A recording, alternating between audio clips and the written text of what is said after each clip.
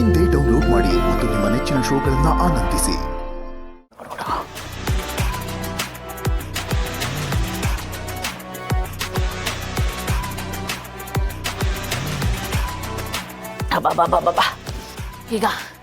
ಈಗ ಹಾಲು ಕುಡ್ದಷ್ಟು ಸಂತೋಷ ಆಗ್ತಾ ಇದೆ ಕಣೆ. ಅಮ್ಮ, ನೀನ್ ಕುಡ್ದಿದ್ ಹಾಲು ಕುಡ್ದ ಸಂತೋಷ ಆಗದೆ ಇನ್ನೇನಾಗತ್ತೆ? ಅದ್ ಹಾಗಲ್ವೇ, ನಾನು ಮೊಬೈಲ್ ಅಲ್ಲಿ ಒಂದ್ ವಿಷಯ ನೋಡಿದೆ. ಅದನ್ನ ನೋಡಿದ್ಮೇಲೆ ಹಾಲು ಕುಡ್ದಷ್ಟು ಸಂತೋಷ ಆಯ್ತು. ನನ್ನನ್ನು ಎದುರು ಹಾಕೊಂಡವರು ಯಾರೋ ನೆಮ್ಮದಿಯಾಗಿರಕ್ಕಾಗಲ್ಲ. ಅವ್ರ ಜೀವನದಲ್ಲಿ ಏನಾದ್ರೂ ಒಂದು ರಾದ್ದಾಂತ ಆಗಿ ಅವ್ರ ಜೀವನ ಸರ್ವನಾಶ ಆಗೋಗುತ್ತೆ. ಅಮ್ಮ, ಈಗೇನ್ ಹೇಳ್ತಿದ್ಯಾ ನೀನು? ಯಾರ್ ನಿನ್ನ ಎದುರಾಕೊಂಡ್ರು? ಯಾರ್ ನಾಶ ಆಗ್ಬೇಕು? ಇನ್ಯಾರೇ ನನಗೆ ಈ ಜನ್ಮದಲ್ಲಿ ಶತ್ರುಗಳು ಅಂತಿರೋರು? ಆ ಸುಬ್ಬು ಮನೆಯವರು. ಸುಬ್ಬು ಮನೆಯವರು ಅಂತ ಯಾಕೆ ಹೇಳಿ? ನನ್ನ ಸೊಸೆ ಅನ್ನಿಸ್ಕೊಂಡಿದ್ದಾಳಲ್ಲ, ಇವಳು ಮನೆಯವರೇ ನನ್ನ ಶತ್ರುಗಳು. ಅತ್ತೆ, ದಯವಿಟ್ಟು ಹಾಗೆಲ್ಲ ಅನ್ಕೊಳ್ಬೇಡಿ ಅತ್ತೆ. ನಮ್ಮ ಮನೆಯವ್ರು ಯಾವತ್ತೂ ನಿಮ್ ಕೆಟ್ಟದ್ ಬಯಸೋರಲ್ಲ. ಆದ್ರೆ ನಾನು ನಿಮ್ ಮನೆಯವ್ರಿಗೆ ಕೆಟ್ಟದ್ದೇ ಬಯಸ್ತೀನಿ. ಆ ಶ್ರಾವಣಿ ಮಿನಿಸ್ಟ್ರು ಮಗಳು ಅಂತ ಮೆರಿತಿದ್ಲು. ಈಗ ನೋಡ್ದ್ಯಾ, ಆ ಮಿನಿಸ್ಟ್ರು ಯಾವ್ದೋ ಹಗರಣದಲ್ಲಿ ಸಿಕ್ಕಾಕೊಂಡಿದ್ದಾನೆ. ಎಲ್ಲ ಕಡೆ ಅದೇ ಸುದ್ದಿ. ಆ ಸುದ್ದಿ ನೋಡಿನೇ ಹಾಲು ಕುಡ್ದಷ್ಟು ಸಂತೋಷ ಆಯ್ತು ಅಂತ ಹೇಳಿದ್ದು. ಅತ್ತೆ, ಇದೆಲ್ಲ ಖಂಡಿತವಾಗ್ಲೂ ಸುಳ್ಳು. ಅವ್ರು ಯಾವತ್ತೂ ಇಂಥ ಕೆಲಸ ಮಾಡೋರಲ್ಲ. ಅವರು ಶ್ರಾವಣಿ ಅದಕ್ಕೆ ಅಪ್ಪ ಅಂತಾಗ್ಲಿ ಅಥವಾ ಮಿನಿಸ್ಟ್ರು ಸಾಹೇಬ್ರು ಅಂತಾಗ್ಲಿ ನಾನು ಈ ಮಾತನ್ನ ಹೇಳ್ತಾ ಇಲ್ಲ. ನಾನು ಚಿಕ್ಕವಳಿದ್ದಾಗಿಂದ ಅವರನ್ನ ನೋಡ್ತಾ ಇದ್ದೀನಿ. ಅವ್ರ ಬಗ್ಗೆ ನನಗೆ ಗೊತ್ತು. ಅವರು ನಮ್ಮನೆಯವ್ರ ಪಾಲಿಗೆ ದೇವ್ರ ಇದ್ದಾಗೆ. ದಯವಿಟ್ಟು ಅವ್ರ ಬಗ್ಗೆ ಹೀಗೆಲ್ಲ ಮಾತಾಡ್ಬೇಡಿ ಅತ್ತೆ. ನಾನೇನೆ ಮಾತಾಡೋದು? ಜನ ಮಾತಾಡ್ತಾ ಇದ್ದಾರೆ. ಆ ನಿನ್ನ ಮನೆ ದೇವ್ರೆ 30 ಕೋಟಿ ಹಣ ನುಂಗ್ ಹಾಕಿ ಸಿಕ್ಕಾಕೊಂಡಿರೋದು. ಅಮ್ಮ, ಅವ್ರ ಬಗ್ಗೆ ಗೊತ್ತಿರೋರು ಯಾರು ಅವ್ರ ಬಗ್ಗೆ ಕೆಟ್ಟದಾಗ ಮಾತಾಡೋದಿಲ್ಲ. ಅವ್ರ ಬಗ್ಗೆ ಕೆಟ್ಟದಾಗ ಮಾತಾಡೋದು ಅವ್ರ ಬಗ್ಗೆ ಅರ್ಧಂಬರ್ಧ ತಿಳ್ಕೊಂಡಿರೋರು, ಅಂದ್ರೆ ನಿನ್ನಂತವ್ರು. ಈ ರಾಜ್ಯದಲ್ಲಿ ವೀರೇಂದ್ರ ಸರ್ ದೇಸಾಯಿ ಅಂದ್ರೆ ಒಂದು ಘನತೆ, ಗೌರವ ಇದೆ. ಅವ್ರ ಒಳ್ಳೆತನನ ಕೋಟ್ಯಾಂತರ ಜನ ಆಡಿ ಕೊಂಡಾಡ್ತಾರೆ. ಅದ್ರಲ್ಲಿ ನಾನು ಒಬ್ಳು. ತಲೆ ಕೆಟ್ಟಿದೆ ನಿನಗೆ ಅಲ್ವೇ? ಅವನ ಮಗಳಿಂದಾನೇ ನಿನ್ ಜೀವನ ಹಾಳಾಗಿತ್ತು. ಆದ್ರೂ ಅವನ್ನೇ ವಹಿಸ್ಕೊಂಡ್ ಬರ್ತಿದ್ಯಲ್ಲ. ಹಾಗೆಲ್ಲ ಏನೂ ಇಲ್ಲ ಅಮ್ಮ. ಅಷ್ಟಕ್ಕೂ ನನ್ನ ಜೀವನ ಏನ್ ಹಾಳಾಗಿಲ್ಲ. ಪ್ರೀತಿ ಅನ್ನೋ ಭ್ರಮೆಲಿದ್ದೆ. ಆದ್ರೆ ನಿಜವಾದ ಪ್ರೀತಿಗೆ ಈಗ ಬೆಲೆ ಸಿಕ್ಕಿದೆ. ಅದನ್ನ ನೋಡ್ಕೊಂಡೆ ನಾನು ತುಂಬಾ ಖುಷಿಯಾಗಿದ್ದೀನಿ. ನಾನೇ ಸಂತೋಷವಾಗಿರ್ಬೇಕಾರೆ ನಿಂದೇನಮ್ಮ? ಶಿವಲ್ಲಿ ನಿನ್ಗಿನ್ನು ಚಿಕ್ಕ ವಯಸ್ಸು, ಅನುಭವ ಸಾಲ್ದು. ಯಾರ್ಯಾರು ಹೇಗೆ ಅಂತ ನಿನಗೆ ಅರ್ಥ ಆಗೋದಿಲ್ಲ. ಅವ್ರು ಯಾವತ್ತಿದ್ರು ನಮ್ಮ ಶತ್ರುಗಳೇ, ನೆನ್ಪಿಟ್ಕೋ. ಲೇ ಇಂದ್ರ, ಅವ್ರು ಹೇಗೆ ನಮ್ ಶತ್ರುಗಳಾಗ್ತಾಳೆ? ವಯಸ್ಸಲ್ಲಿ ಚಿಕ್ಕವಳಾದ್ರೂ ಕೂಡ ನನ್ನ ಮಗಳು ಒಳ್ಳೆ ಮಾತುಗಳೇನೆ ಹೇಳ್ತಿದ್ದಾಳೆ. ವಯಸ್ಸಾಗ್ತಾ ಆಗ್ತಾ ಸಂಸ್ಕಾರ, ವಿನಯವಂತಿಕೆ ಬರಬೇಕೆ ಹೊರತು ಈ ಸೇಡು, ಕೋಪ, ದ್ವೇಷ ಎಲ್ಲ ಬರಬಾರ್ದು ಕಣೆ.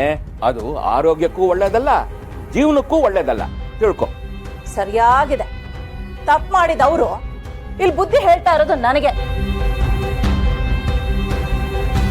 ನೀವ್ ಯಾರು ಏನಾದ್ರೂ ಅನ್ಕೊಳ್ಳಿ, ಸುಬ್ಬು ಮನೆಯವರು ಒಬ್ಬೊಬ್ಬರಾಗಿ ಹೀಗೆ ಮಣ್ಣು ಮುಕ್ತಾ ಇದ್ರೆ ನನಗಂತೂ ಪರಮಾನಂದ. ಹಬ್ಬ ಮಾಡ್ತೀನಿ. ಇನ್ನೊಬ್ಬರ ಬಗ್ಗೆ ಕೆಟ್ಟದ್ ಬಯಸೋದು, ಇನ್ನೊಬ್ರು ಬಿದ್ದಾಗ ಆಡ್ಕೊಳ್ಳೋದು, ಇದೆಲ್ಲ ತಪ್ಪು ಕಣೆ. ನಾಳೆ ದಿನ ಅದೇ ಪರಿಸ್ಥಿತಿಯಲ್ಲಿ ನಾವಿದ್ದಾಗ ನಮ್ಮನ್ನ ನೋಡ್ ನಗೋರು 100 ಜನ ಜಾಸ್ತಿ ಆಗ್ತಾರೆ, ತಿಳ್ಕೊ. ನನಗೆ ಯಾಕೆ ಅಂತ ಪರಿಸ್ಥಿತಿ ಬರುತ್ತೆ? ನಾನ್ ಯಾವತ್ತು ಮಹಾರಾಣಿನೇ. ಮಹಾರಾಜನ್ ಮದುವೆ ಆಗ್ಲಿಲ್ಲ ಅಷ್ಟೇ. ನಾನ್ ಸಂತೋಷವಾಗಿದ್ದೀನಿ, ಬಿಟ್ಬಿಡಿ ನನ್ನ. ಹೇ, ಇವತ್ತು ಹಬ್ಬದ ಅಡ್ಗೆ ಆಗ್ಬೇಕು. ಪಾಯಸ ಮಾಡು. ಮಿನಿಸ್ಟರ್ ನಾಳೆ ಜೈಲಿಗೆ ಹೋದ್ರೆ 4 ಜನ ಊಟ ಹಾಕ್ತೇನೆ.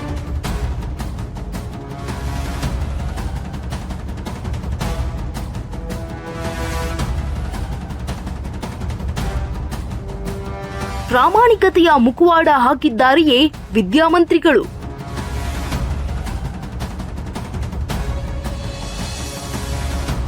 ಏನಾಗ್ತಾ ಇದೆ ವಿಜಯಾಂಬಿಕಾ ಅವರೇ? ಮೀಡಿಯಾದವರು ಬಾಯ್ ಪಡ್ಕೋತಾ ಇದ್ದಾರೆ.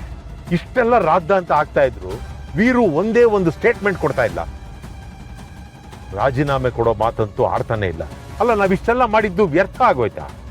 ನಾನು ಇದನ್ನ ಎಕ್ಸ್ಪೆಕ್ಟ್ ಮಾಡಿದ್ದೆ. ನನಗೆ ಗೊತ್ತು ವೀರು ಅಷ್ಟು ಸುಲಭವಾಗಿ ಹೆದರೋದಿಲ್ಲ ಅಂತ. ಅವನ್ ತಪ್ಪು ಮಾಡಿಲ್ಲ ಅಂತ ಗೊತ್ತಿದ್ಮೇಲೆ ಅವನ್ ಜಗ್ಗೋದೇ ಇಲ್ಲ.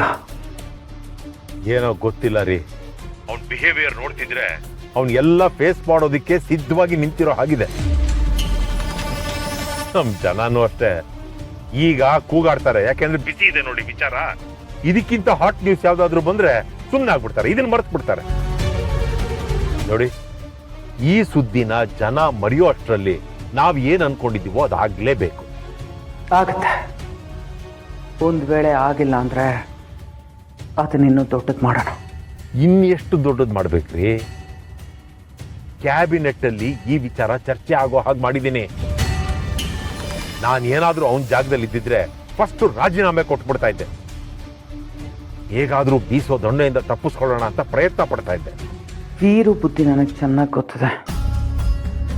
ಅವನು ತಪ್ಪಿಸ್ಕೊಳಕ್ ಪ್ರಯತ್ನ ಮಾಡೋನಲ್ಲ, ತಪ್ಪು ಮಾಡ್ದವನ್ನ ಹಿಡಿಯೋಕ್ ಪ್ರಯತ್ನ ಪಡೋನು. ಹಂಗಂದ್ರೇನು? ಸಾಧ್ಯನೇ ಇಲ್ಲ.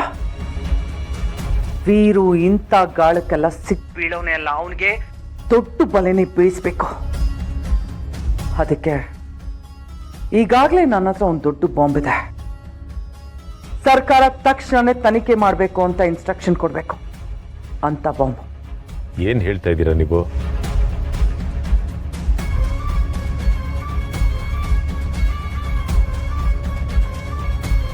ನಿಮ್ಮ ಫೋನ್ಗೆ ಈಗ ಒಂದು ವಿಡಿಯೋ ಕಳಿಸಿದ್ದೀನಿ ನೋಡಿ.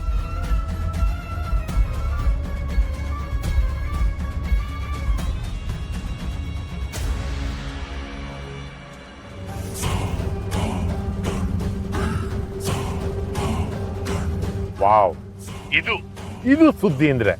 ಈಗ ಹೇಳಿ, ಇದ್ರ ಮೇಲೆ ತನಿಖೆ ಆಗುತ್ತಾ? ಇಷ್ಟಾದ್ರೂ ವೀರು ರಾಜೀನಾಮೆ ಕೊಡದೆ ಇರ್ತಾನ? ಖಂಡಿತವಾಗ್ಲೂ ಕೊಡ್ಲೇಬೇಕು. ಇದು ವೈರಲ್ ಆಗ್ತಿದ್ದ ಹಾಗೆ ಬರೀ ರಾಜೀನಾಮೆ ಕೊಡೋದು ಮಾತ್ರ ಅಲ್ಲ, ಪಕ್ಷದಿಂದಾನೇ ಉಚ್ಚಾಟನೆ ಆಗ್ಬಿಡ್ತಾನೆ. Great great ವಿಜಯಾಂಬಿಕಾ. ಇಂಥ ಒಂದು ಬಲವಾದ ಅಸ್ತ್ರಕ್ಕೋಸ್ಕರನೇ ನಾನು ಕಾಯ್ತಾ ಇದ್ದೆ. ಸಿಕ್ಕಾಯ್ತಲ್ಲ, ಇನ್ನೇನೇ ಇದ್ರು ಆಟನ ನೀವು ಶುರು ಮಾಡಬೇಕು.